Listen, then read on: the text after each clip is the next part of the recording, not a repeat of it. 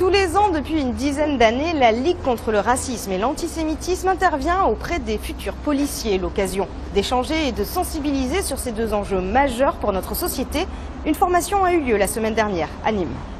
Entre mai 2017 et mai 2018, une personne noire avait 40% de chances en moins de trouver un logement. Caractériser le racisme pour mieux le combattre, c'est l'objet de cette formation dispensée devant les élèves de l'École nationale de police de Nîmes. Pendant 1 heure, les futurs policiers ont pu échanger avec un intervenant de la Ligue contre le racisme et l'antisémitisme.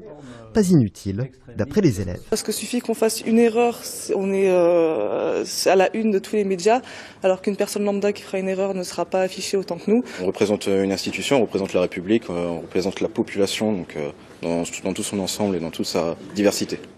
Les futurs policiers sont d'abord sensibilisés au racisme dans la société et à une meilleure prise en compte de la parole des victimes dans leur futur métier. Vous savez, il n'y a rien de pire.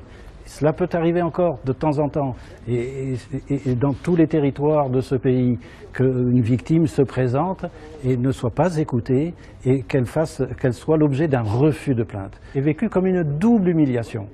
Le racisme au sein des forces de l'ordre est lui aussi évoqué, en insistant sur les écueils auxquels peut mener le métier, comme les préjugés. Donc le biais cognitif, par nature, c'est quelque chose qui se fait en fait automatiquement et donc il faut lutter contre. Donc ils sont formés à ça, en fait, justement à se rendre compte que là, il peut y avoir un risque de dérapage, de biais, et justement lutter contre ce biais pour rester professionnel.